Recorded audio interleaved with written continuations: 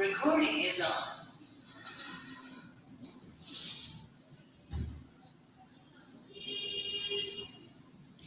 हाँ स्टूडेंट्स, जैसे कि आपको पिछले क्वेश्चनों के बारे में बताया था, आज एक बार फिर से उन्हीं क्वेश्चन के बारे में आगे बढ़ेंगे। कि जैसे पिछले रागों में एक आपको छोटी सी बात बताया कि जब किसी राग को गाते हैं, गीत को गाते हैं, या किसी भी तरह का गीत हो, चाहे वो लोकगीत हो या किसी भी तरह का संगीत हो, चाहे क्लासिकल म्यूजिक हो, या कुल मिला के जब हम किसी चीज को गाने की बात कर रहे हैं, है ना, तो उसमें एक कहीं ना कहीं कमी अपने को महसूस होती है, अपने को भी और दूसरे को भी। तो उस कमी के लिए एक छोटी छोटी सी परिभाषाओं को परिभाषित किया गया है अपने शब्दों में। तो जैसे कोई कहता है कि इसमें कर्ण की कमी थी, खटके की कमी थी, मुर्गी की कमी थी, या फिर गमक की कमी थी, ऐसे चार पांच छोटी छोटी सी डेफिनेशंस हैं। तो पहले थ्योरी समझ लें कि अगर वो जो सामने वाला कमी बता रहा है उसकी एग्जैक्ट परिभाषा क्या है। क्यों उसको समझना इसलिए जरूरी है क्योंकि जो चीज हम गा सकते हैं तो हमें रियल में ये पता होना चाहिए कि वो लिखने में उसका क्या तरीका है, या उसके सही शब्द का अर्थ क्या है। कुछ चीज ऐसी होती है जिनका अर्थ हमें कभी पता ही नहीं चलता है, और वो चीज हम दिन भर में 10 बार बोलने की कोशिश करते हैं, या 10 बार बोलते भी हैं, या फिर उनको दैनिक जीवन में उपयोग भी करते हैं। तो ठीक इसी तरह से आज एक बार आगे बढ़ेंगे और उन 5 डेफिनेशंस में से एक या दो धीरे धीरे करके हम आगे बढ़ेंगे। तो आज उन क्वेश्चन के बारे में बताएंगे जिनका उपयोग हम सबको गाने के लिए, पहले उनकी सुंदरता, ये उपयोग किस लिए होता है। पहले तो आपको ये बता दें कि ये जो प्रयोग बता रहे हैं थ्योरी का या प्रैक्टिकल का, वो इसलिए होता है रागों की रंजकता बढ़ाने के लिए, मतलब रागों को सुंदर करने के लिए, सुंदर गाने के लिए। वो सुंदरता एक अलग होती है, जैसे कि आप ड्राइंग करते हैं वो एक अलग खूबसूरती है, लेकिन यहाँ पे संगीत में अगर आप खूबसूरती को देखेंगे तो सिर्फ उसके भावों को जब तक आप अपने अंदर से नहीं निकालेंगे तो शायद वो खूबसूरती नहीं समझ पाएंगे या समझा नहीं पाएंगे। तो आज जो क्वेश्चन है वो हमारा क्या है कि खटका और मुर्गी, ये दोनों चीजें क्या होती हैं। तो क्वेश्चन क्या हो गया, कर्ण, खटका और मुर्गी की परिभाषा को परिभाषित कीजिए, या फिर कर्ण खटका को संदर्भ सहित व्याख्या कीजिए। तो क्वेश्चन किसी भी तरह से पूछ सकते हैं, या फिर किसी राग में खटका और या मुर्गी की जो कमियां दिखाई देती हैं वो किस तरह से उनको दूर किया जा सकता है। तो दूर करने के लिए इनको स्टेप बाय स्टेप उपाय भी बता सकते हैं कि इनको किस किस कमियों द्वारा दूर किया जा सकता है। तो आज उन्हीं क्वेश्चन के बारे में आगे बढ़ेंगे और लिखेंगे और उसके बाद में समझेंगे। फिर अब जो सबसे पहला है क्या, खटका और मुर्गी।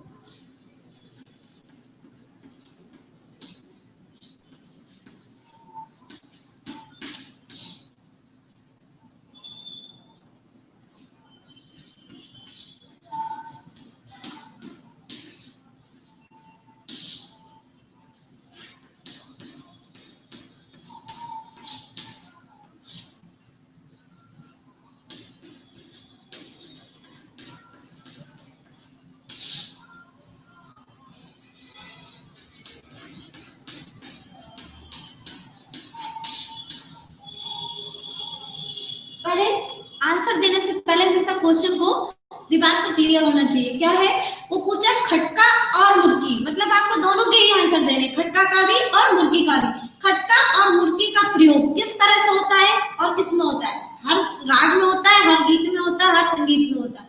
ये क्या, अथवा उनको परिभाषित कीजिए या फिर उनकी परिभाषा लिखिए। मतलब इसकी ये पहले थ्योरी कंप्लीट कर रहे हैं और इसको प्रैक्टिकल में ऐड कर रहे हैं। तो किस तरह से इसकी थ्योरी, मतलब इसका आंसर होगा कि 4 या 4 से अधिक स्वरों की एक गोलाई बनाते हुए, 4 या 4 स्वरों की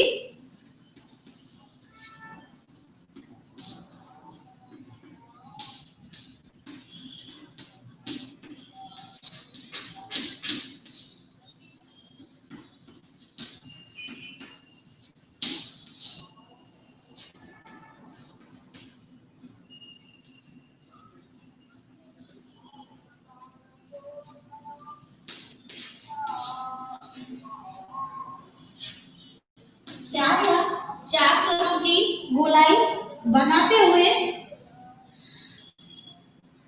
स्वरों के द्रुत प्रयोग को खटका कहते हैं।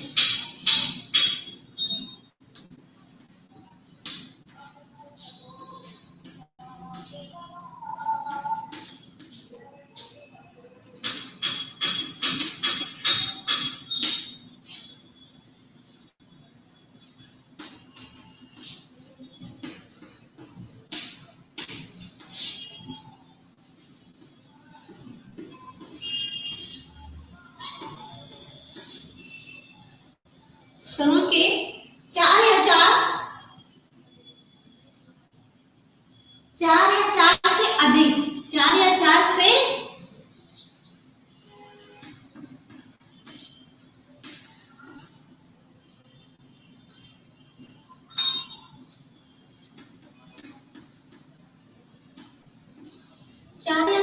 अधिक स्वरों की गोलाई बनाते हुए स्वरों के द्रुत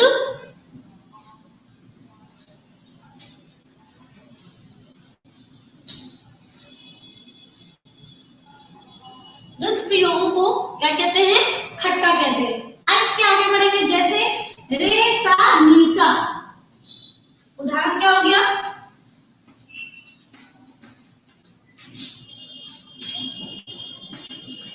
रे सा नी सा।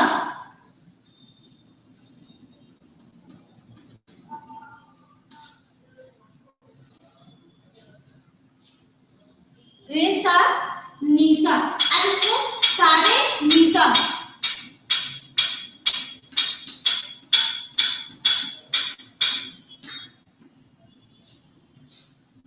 सारे नीसा, फिर अथवा नीसा रेसा।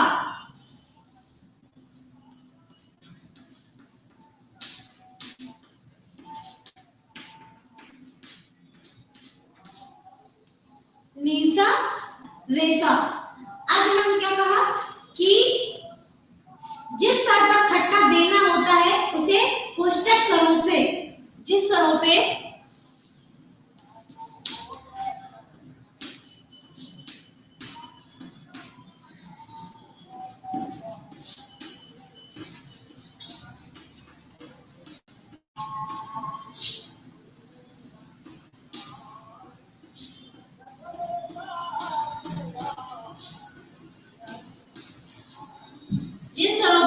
खटका देना होता है उन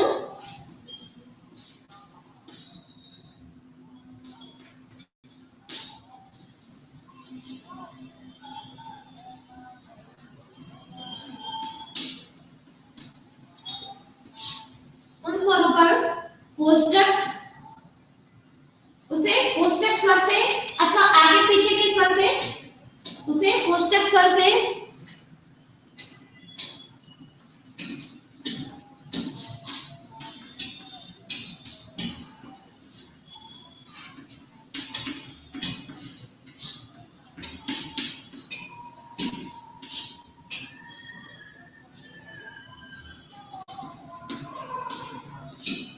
आगे पीछे करके क्या करते हैं,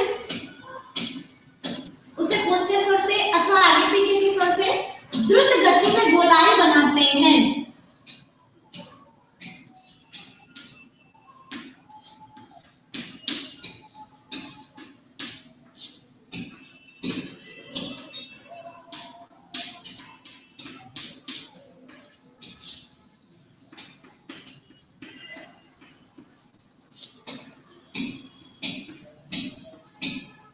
द्रुत गति में गोलाई बनाते हैं और उसी स्वर पर समाप्त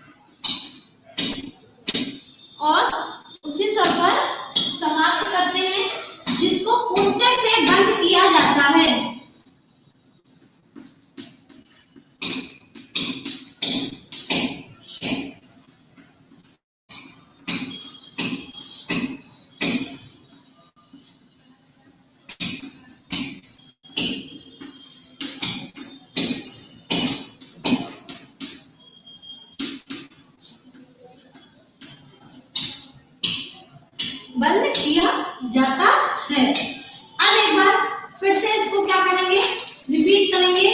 और एक ये जो लास्ट लाइन बच रही है आपकी कि खटका और मुर्गी में केवल स्वरों की संख्या का अंतर होता है। खटका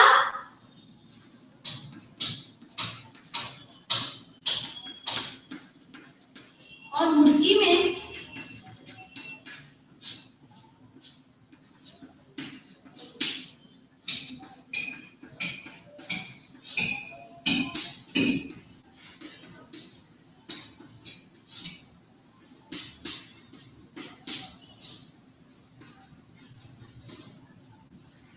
अंतर होता है। और मुर्गी में द्रुत गति में 3 स्वरों का, मुर्गी में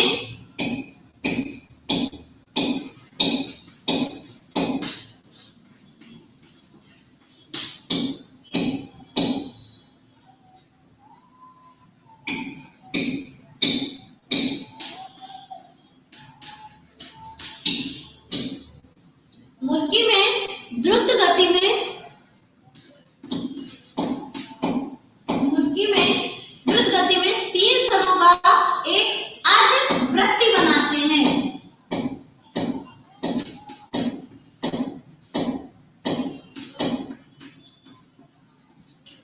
3 स्वरों का एक अर्धवृत्ति बनाते हैं।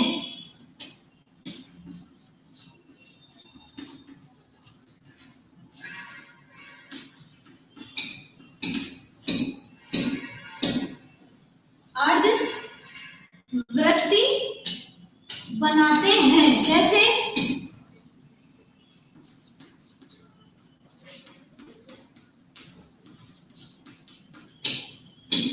कि क्या बताया, रे नी सा अथवा धा मा पा।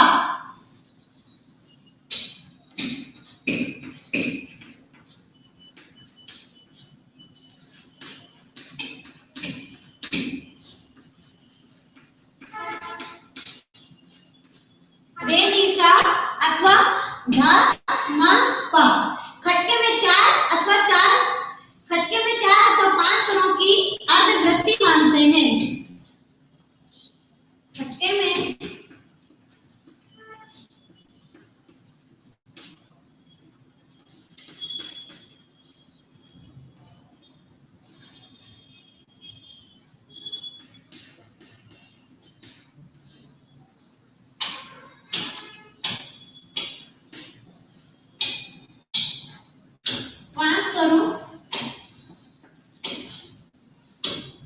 खटके में 4 अथवा 5 स्वरों की अर्धवृत्ति बनाते हैं।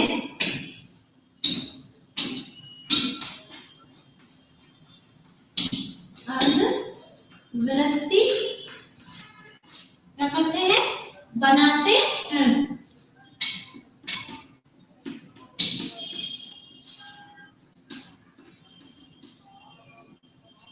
अर्धवृत्ति बनाते हैं। फिर कह रहे हैं मुर्गी लिखने के लिए मूल स्वर के ऊपर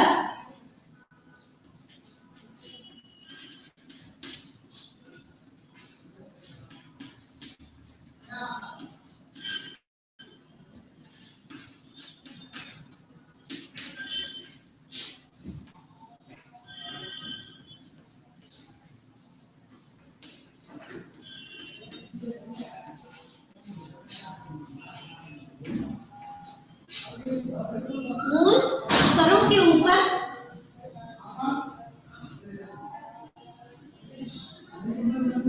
मुर्गी लिखने के लिए मूल स्वरों के ऊपर बाई और 2 स्वरों का कर्ण दिया जाता है।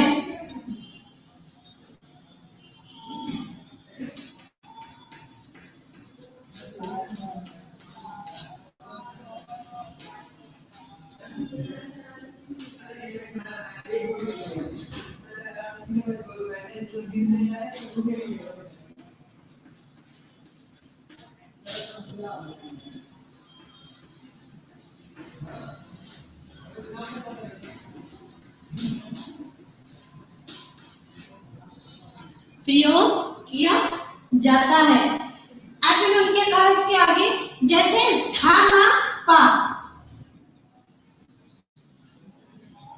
जैसे कि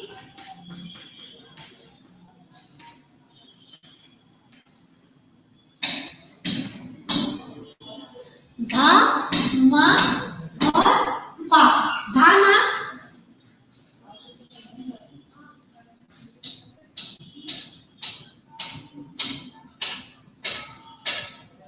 एक बार इसको फिर से रिपीट करेंगे। क्या है कि खटका और मुर्गी का प्रयोग, अथवा मतलब या तो खटका और मुर्गी का प्रयोग किस तरह से संगीत की भाषा में या इसको किस तरह से परिभाषित किया जा रहा है, तो ये बता रहे हैं। क्या है?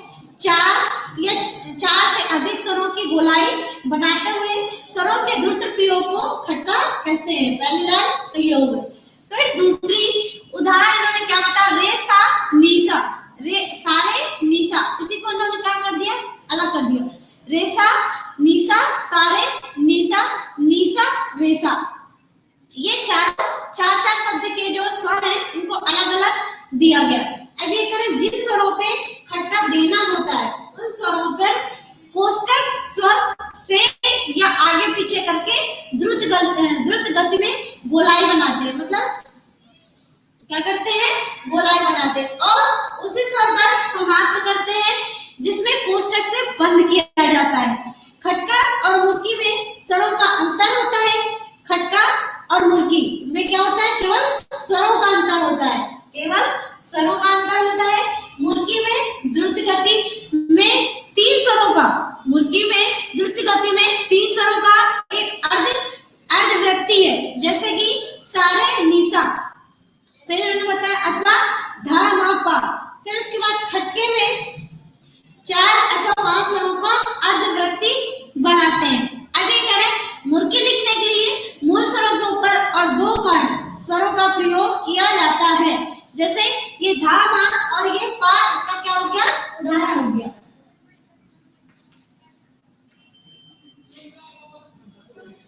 तो ये आपके एक परिभाषा क्लियर हो गई। अब इसके आगे कल बताएंगे कि गमक क्या है, या और भी जितनी भी डेफिनेशंस छोटी छोटी आ रही हैं उनके बारे में क्लियर करते चले जाएंगे।